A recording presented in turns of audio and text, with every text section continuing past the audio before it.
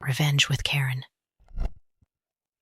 I read the message twice, thinking maybe I was hallucinating from too many budget reviews and not enough caffeine. But no, there it was, glowing like a middle finger in 14-point Arial bold. No one's coming to your board meeting, grow up. Sent by Tyler, our walking Red Bull of a CEO who married into the job and couldn't read a balance sheet without getting a nosebleed. It was 7:38 a.m. on my 10-year anniversary at Orion Logistics Tech. A decade of cleaning up compliance disasters, chasing missing invoices, surviving 3 acquisitions, and rebuilding the entire financial backend after our CFO fled to Panama. No cake, no card, just a Slack ping that may as well have said, "We don't need you, boomer," and that board meeting. It had been scheduled for 3 months. It wasn't just another check-in. It was the final ratification for the Series C fund disbursement, the $30 million that Tyler had been pre-spending in his head on golf partnerships and influencer retreats. And I was the one holding the switch.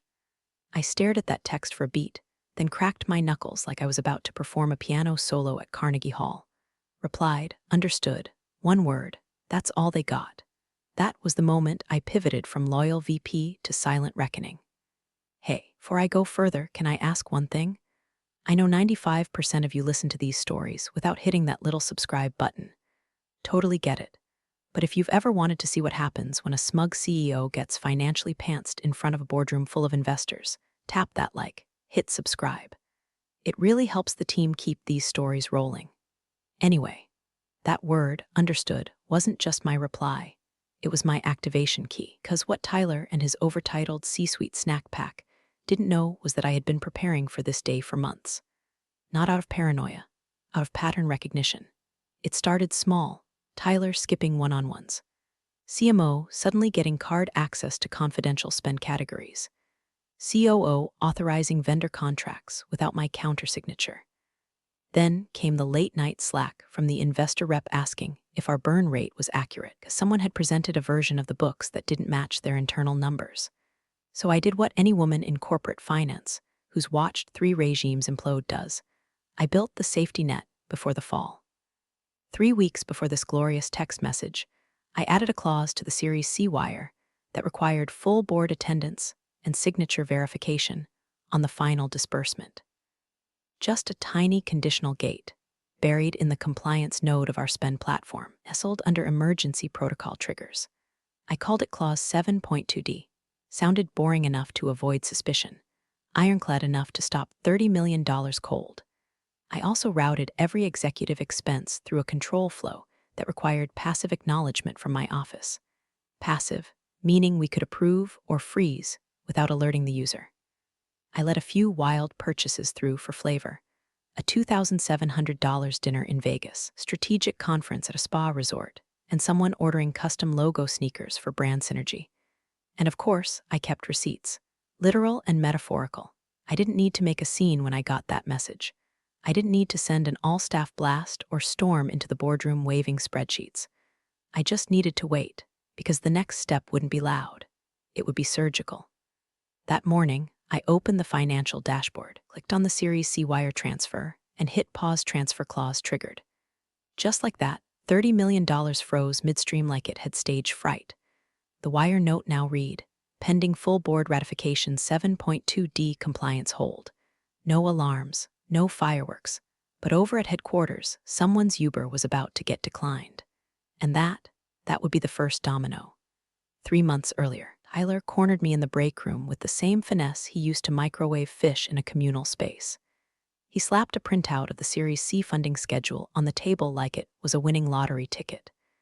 "Can we push this transfer through faster?" he asked, grinning like he'd discovered espresso for the first time. "We've got momentum. Investors are hot. I want it moving by Monday." Translation: he was already spending the money. Probably told his wife they were getting a second vacation home. Maybe one shaped like a yacht. I kept my tone neutral. "We still need the final board signatures." He waved it off. "Just paperwork, formality. You know how this works." I nodded slowly, like someone listening to a toddler explain rocket science. "Sure," I said, "just paperwork." That night, I stayed in the office late. Not out of obedience, out of pattern recognition. See, Tyler had a habit of using urgency as a substitute for governance. When things were going his way, He was all manic charm and charisma. When they weren't, he turned into a human error message, loud, repetitive, and unhelpful. The Series C money wasn't just a windfall, it was a leash, and he wanted it long and loose. I wasn't going to be the idiot who handed him $30 million and hoped for the best, so I got surgical. Deep in our internal spend platform, under a compliance layer most of the execs didn't even know existed, I added a conditional gate to the funding disbursement. Clause 7.2d. It sounded bureaucratic enough to be ignored, but what it really did was lock the funds until every board member physically signed off, with verified attendance logged via two-factor confirmation. No attendance, no money. Then I rewired our internal spending policies. Quietly, strategically, every corporate card transaction, vendor invoice, and fleet vehicle expense would now flow through my compliance node. Not for approval, just for visibility. Like leaving a nanny cam in a room you know is going to get messy. And boy, did it.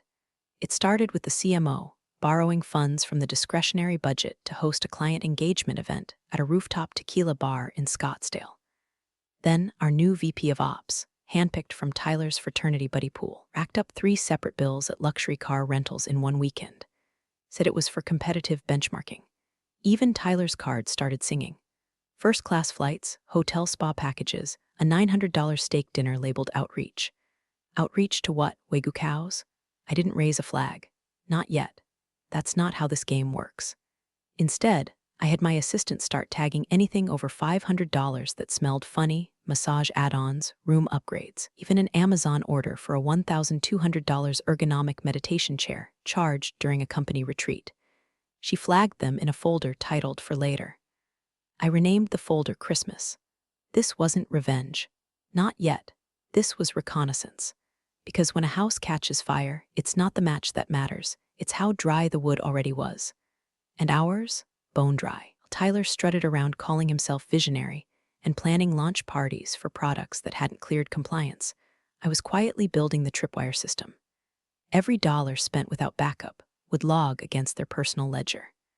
Every irregular approval got timestamped and shadow copied, and all of it accessible only by me. I didn't do this out of spite. I did it because I'd seen what happened the last time a CEO thought rules were optional. One ended with subpoenas, 2 interns crying in HR, and a write-off we had to label experimental R&D loss to get through audit. So no, I wasn't going to let Tyler blow up another round of funding on swagger and soundbites, not on my watch. By the end of that quarter, the system was humming. Every expense had a pulse. Every transaction had a footprint. And me, I had the only map. All I had to do was wait. And on the day I got that text, grow up, didn't get angry. I got ready. The next morning, before the sun had the decency to rise over the parking lot outside my office window, I was already at my desk with a cup of gas station coffee that tasted like regret and reheated ambition. It was 6:30 a.m. sharp when I pulled up the fund's dashboard. The Series C wire, $30 million ready to launch, sat in its queue like a loaded gun with a trembling finger on the trigger. I clicked Hold Transfer. Reason, Clause 7.2d, pending full board attendance and signature verification. Instantly, the fund's status changed from initiated to under review. Just like that, the money stopped breathing. Next stop, the expense control panel. I pulled up the master ledger of all active corporate cards and fleet authorizations, then ran a filter, exclude payroll-tied accounts. That left 23 cards, every one of them tied to C-suite and strategic partners who thought corporate policy was more of a buffet than a contract. I selected them all. Deactivate. No warning, no notification, no mercy. By 6:34 a.m., a digital hammer had dropped, unseen, silent, surgical. I sat back, sipped my tar-flavored coffee, and waited. At 7:11 a.m., I got my first ping, an automated fraud alert. Transaction declined lift. $64.78 card. Tyler G., poor guy. Must have called a ride from the golf course condo back to HQ. Maybe thought he'd roll in fresh off his victory lap and charm his way into another round of funding. At 7:16 a.m., a new alert. Transaction declined United Airlines check-in coup. Darren L. Guess who was flying to negotiate with an international partner that just happened to be based in Cancun? At 7:32 a.m., the CMO's hotel confirmation bounced. Payment method, invalid deposit, Failed Resort Del Sol. I imagined her standing at the front desk, dripping with pool water and entitlement, as the concierge informed her that her executive platinum room was no longer on the reservation. I hoped she enjoyed the economy view of her career crumbling. Meanwhile, inside the company Slack, whispers started popping up in back channels. Anyone else getting weird payment errors? Did finance freeze reimbursements? My card just got declined at the gas station. Lol, what is happening? Oh, honey, it's not happening. It's already happened. I didn't respond. Not yet. That's the trick. You don't fight a fire alarm, you let it ring. To the outside world, looked like a glitch. Some back-end hiccup. Maybe a vendor API issue. That's what made it perfect. Everyone assumes chaos is random. Nobody suspects it's been choreographed. That morning, I kept my calendar blocked as finance ops sync, but all I did was sip my coffee and watch the alerts roll in like digital breadcrumbs of panic. Every declined transaction was a little slap from the system I built. Not $1 could be moved without my say-so. Not one tank of gas. Not one stale croissant from a Delta lounge. Nothing, and Tyler, he still hadn't texted. By 9:15, I knew he was aware. Probably pacing in his office, shirt untucked, swearing at his phone while his assistant Googled what to do when your corporate card stops working. I pictured him refreshing the finance dashboard with the desperation of a guy trying to revive a failed crypto wallet. But here's the kicker. He still thought he was in control, because nobody had told him yet that the money was frozen. Nobody knew I'd paused the wire. Nobody but me understood what Clause 7.2d actually meant. It wasn't a policy. It was a pin pulled from a very expensive grenade. And I was the only one who knew where it landed. So I stayed quiet, kept the cameras rolling, let the silence do the heavy lifting. Because the beauty of administrative indifference looks like incompetence, right up until it ruins your weekend. At 10:06 a.m., Tyler burst into the hallway outside HR like a man whose Wi-Fi had just cut out during a TED talk he was giving to himself in the mirror. His face was a beautiful cocktail of confusion, ego bruising, and sweat. "My car's gone," he said, voice sharp and shaking. "The Tesla. It's not in the garage. Someone call security." The HR rep blinked. "You mean your company vehicle?" "Yes, my Tesla," he barked, like yelling would reverse the fact that he hadn't checked his email or his entitlement before parking it the night before in his reserved spot labeled CEO. In truth, the car wasn't stolen, not even missing. It was precisely where I told it to go, back to fleet control, courtesy of a scheduled pickup, initiated at 5:12 a.m. under the line item terminated authorization vehicle 3427B. See, that Tesla wasn't his. It belonged to the company. And according to the fleet policy that he signed off on 6 months ago, after I rewrote it, any vehicle not tied to a valid and active executive profile was to be automatically reclaimed within 24 hours of authorization lapse, as whose executive profile had been temporarily suspended pending compliance review. Guess who suspended it? Legal was looking into it, but what they didn't realize was that the digital paper trail they were following was the one I built. Every clause, every timestamp, every backdoor control setting disguised as a quarterly update. Even the vehicle reclamation trigger was buried inside a policy packet we renamed Transportation Efficiency Protocol. The signature at the bottom of the activation memo, Tyler's. Grim satisfaction doesn't even begin to cover it. Watching that smug golden boy realize he couldn't Uber to his own meeting, couldn't fly out on the company dime, and now couldn't even drive his pre-leased Flex Mobile. It was like watching someone try to put out a fire with cologne. HR, of course, was in shambles. Department head pinged me 3 times in 10 minutes. Did we repo the CEO's car? Followed by, is that legal? And finally, should we call legal? I answered none of them, because I knew what was coming next. At 10:33 a.m., I got a discreet knock on my office door. It was Jordan, one of the junior finance analysts who still referred to spreadsheets as grids. He looked pale, like someone had made him drink decaf by accident. His hand was a manila envelope. No words, just a handoff from the archive drawer. "You told me to deliver this if, all this started happening." I took the envelope gently like it was a relic. Inside, a printout of an email chain, 4 signatures, timestamped approval from 3 board members and legal counsel.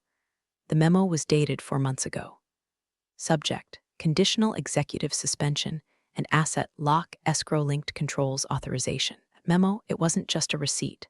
It was the legal skeleton key to every move I'd made since 6:30 a.m. The fleet recall, the card deactivations, the funding freeze, all of it pre-approved. I smiled without showing teeth. Thanks, Jordan, this is perfect. He nodded, then hesitated. Are we at war? No, I said. War's messy. This is just enforcement. By noon, legal had requested a meeting. I declined, citing schedule conflict due to ongoing compliance tasks. By 1 p.m., a frantic Tyler was demanding HR write someone up for impounding his car. HR, now completely feral, was consulting the same handbook he had ignored for years, only to discover, to their horror, that I had written that too. Everything he touched now answered to a system that no longer recognized him.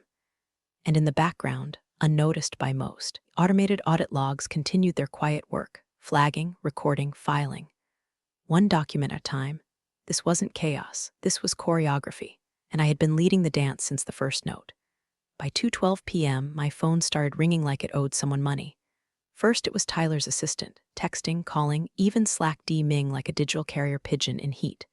Then it was Tyler himself, 2 missed calls, then 5, then 8. Let each one die in silence, watching his name flash on my screen like a fire alarm in a locked building.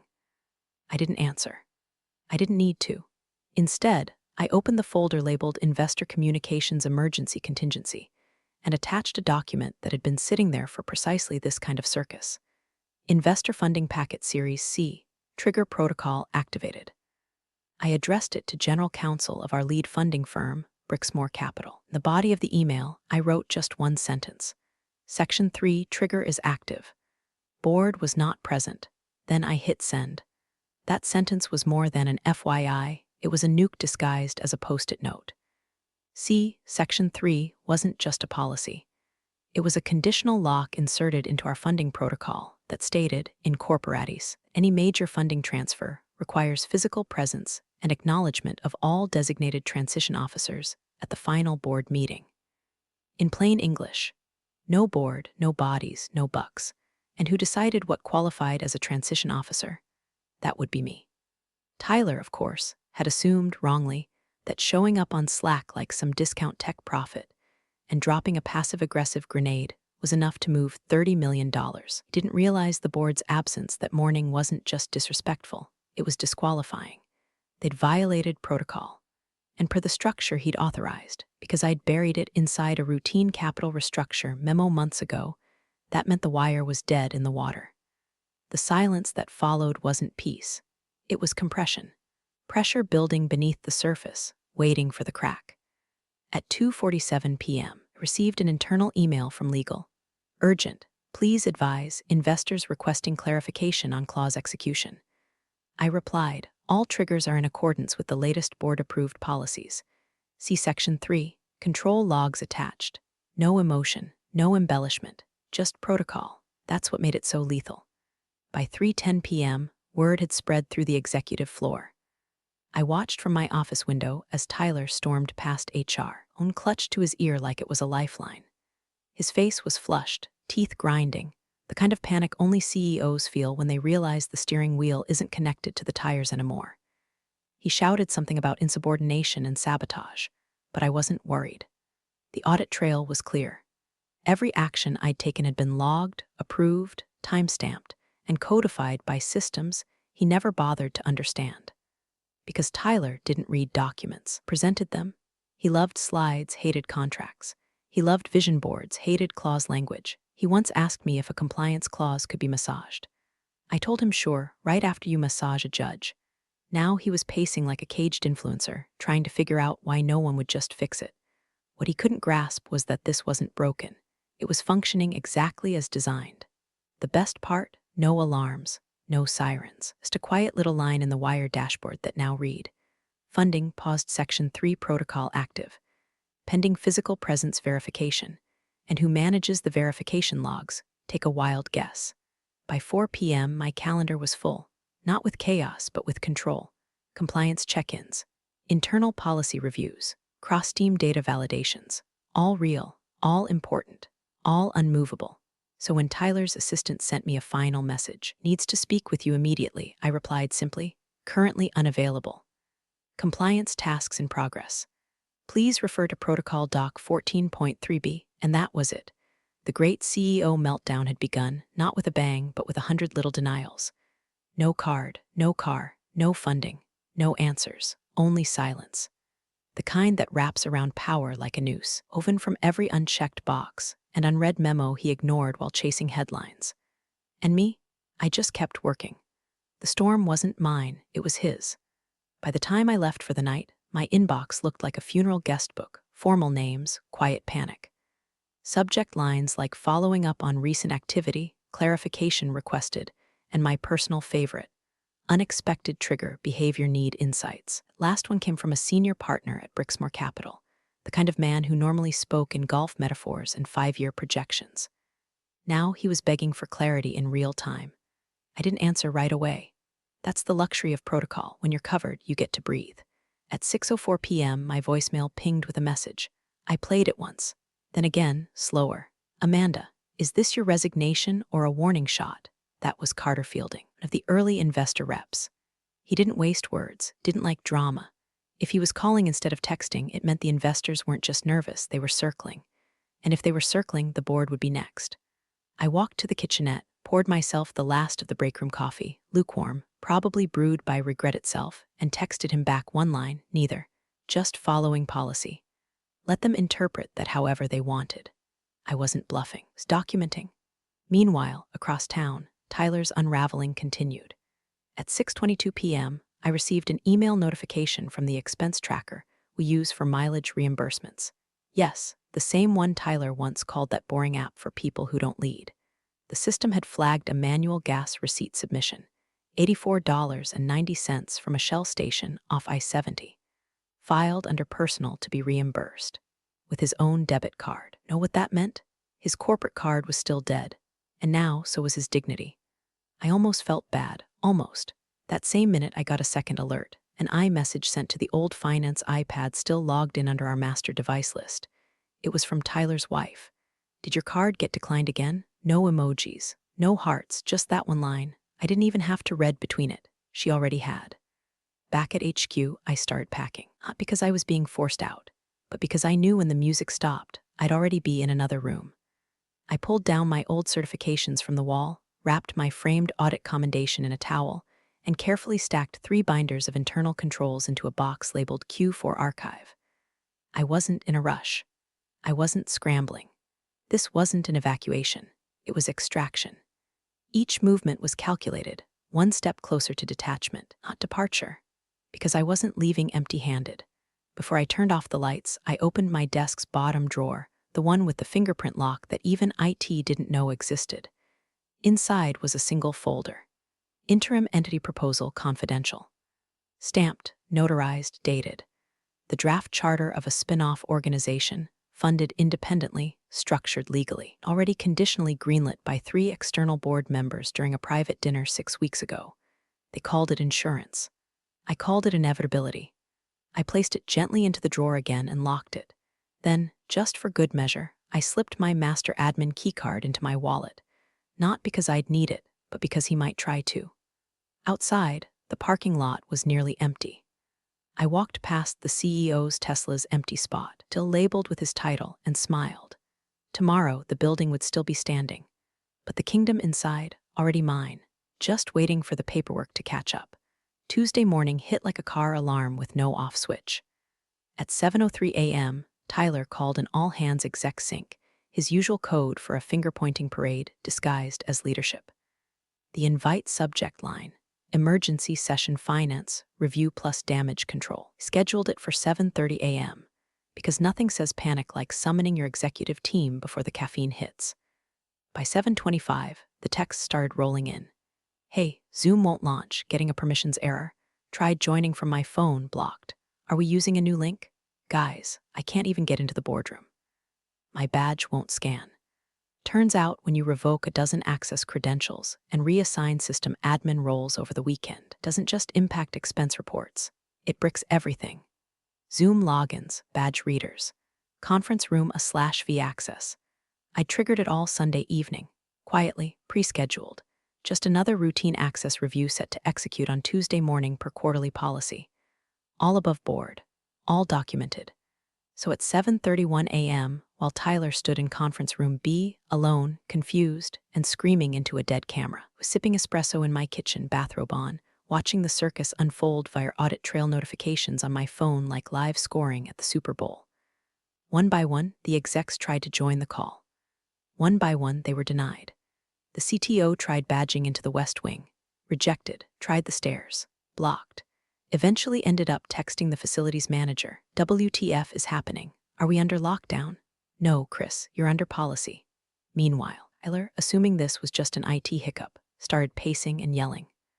Unfortunately for him, the internal mic system in that room was still synced to the archival logs. So now I had a time-stamped audio clip of our CEO shouting, "This is Amanda's doing. Get legal on the phone. She's sabotaging us. She's always headed out for me. Always headed out for him. Please." I'd kept that company breathing through 2 compliance audits, an embezzlement scare, the great Q2 invoice apocalypse. I was the reason he hadn't been fired 3 CFOs ago, but he never noticed the infrastructure, just the obstacles to his chaos. The boardroom, of course, stayed empty. The board wasn't even invited to the call. Tyler had assumed they were irrelevant now that funding had paused. What he didn't understand was they weren't absent. They were watching. 2 had already messaged me privately for access to the backup logs. 8:12 a.m., I sent over the file bundle labeled Executive Access Log last 30 days exceptions highlighted. Every override, every declined expense, every security trigger Tyler had ignored, it was all there. And every action I had taken, logged, verified, policy-backed. When the general counsel finally entered the fray, he looked at Tyler and asked quietly, "Has Amanda breached any internal regulations?" Tyler stammered, sweating through his overpriced blazer. "She's weaponizing bureaucracy." GC blinked, so she followed the rules too hard. Silence, the real kind. The kind that makes your own breath sound accusatory. They didn't know yet about the interim entity proposal in my drawer, or the 3 investor reps who'd already texted me some variation of, "When can we talk?" They didn't know about the backup authorization chain, or the asset recovery clause sitting quietly in the fleet management database. All they knew was that the doors were locked, the Zoom was dead, and the woman they underestimated had just made their entire ecosystem uninhabitable, with nothing more than a clipboard and a calendar. No shouting, no mess, just enforcement. And from where I was sitting, it was beautiful. The boardroom looked different when Tyler wasn't in it. No dramatics. No ego air freshener clouding the oxygen. Just tension, cold, pure, and pressurized, like a sealed lab before a controlled detonation. It was 9:00 a.m. sharp when the doors closed behind me. Not a minute early, not a second late. I walked in with 1 folder, 1 laptop, and 1 witness, Carter Fielding, the Brixmor investor rep who'd spent the past 48 hours watching our company unravel from the inside out, courtesy of his most compliant asset, me. Tyler hadn't been invited. Not accidentally. Deliberately. The board chair, Meredith Lang, opened with a calm that only billionaires perfect. "Let's proceed." I didn't smile. I didn't gloat. I just clicked open my audit portal and shared my screen. First slide, Clause Violations Executive Conduct Log Series C period. Line by line, we walked through the unauthorized card transactions, the triggered compliance holds, the formal absence of quorum for the funding vote. Second slide, Section 3 Trigger Activation Legal Binding Authority Compliance Chain Approval. Stamped, dated, pre-approved. Third slide, CEO Irregularities Misuse of Funds Summary. Itemized, annotated, redacted where required, but damning enough in context to suggest deliberate negligence. Carter never said a word. He just nodded at each section like someone confirming what they'd already suspected, just waiting for the receipts. The board didn't argue, didn't push back. This wasn't a court. It was triage. Meredith leaned forward, hands clasped. "So what now?" That was my cue. I slid a printed letter across the table, signed in ink so fresh it still smelled like a reckoning. "This is my formal notice of withdrawal from my role as VP of Finance, effective immediately." Heads turned. 1 board member whispered, "Wait, what?" I continued, voice level.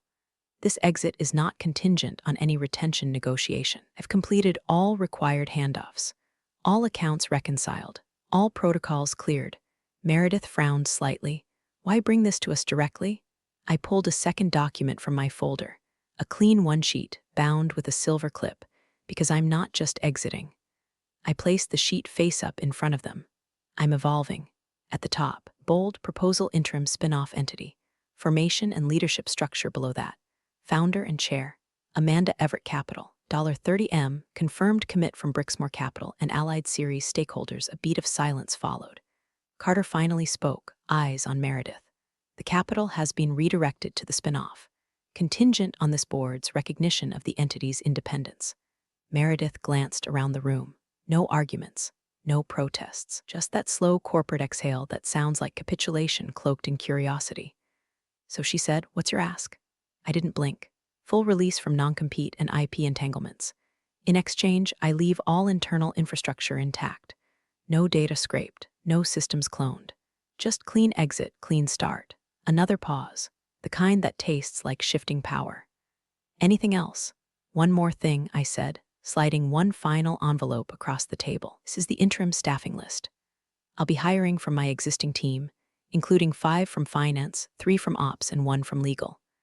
Carter glanced inside. His brow lifted. "You're taking Connor?" He asked to come with me. The board huddled for less than 3 minutes.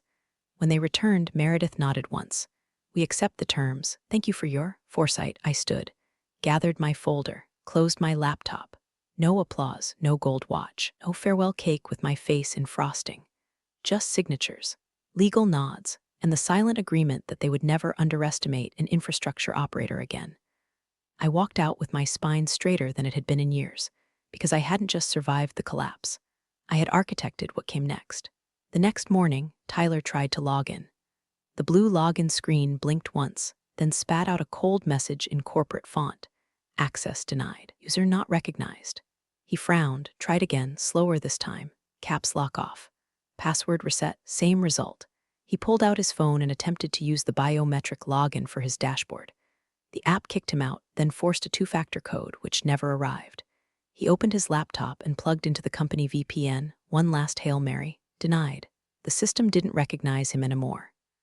At 8:19 a.m., marched into HQ and swiped his badge at the glass doors. Red light, beep, no entry. He tried again, harder, like force would earn back privilege. Red light, beep. The security guard, once too afraid to make eye contact with him, looked up and asked gently, "Sir, do you have an updated access credential?" Tyler didn't answer. He was already dialing. Legal picked up on the second ring. "She locked me out," he hissed. "I need immediate reinstatement." Override whatever she did. There was a pause.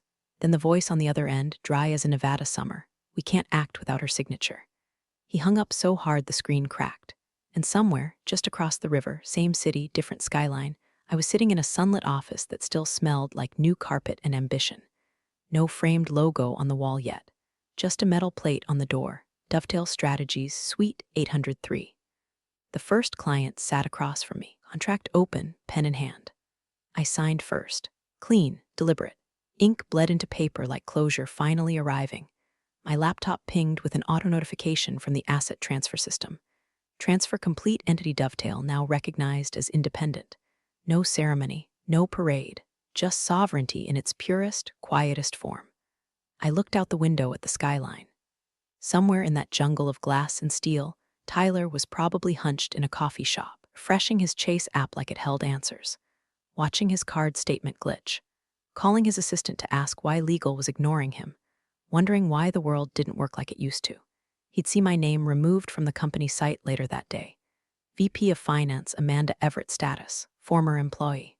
But what he couldn't see, was the infrastructure I'd carried with me, the policies I'd authored, the investor relationships I'd owned, people who asked where I was going and said, "If you're building something, save me a seat."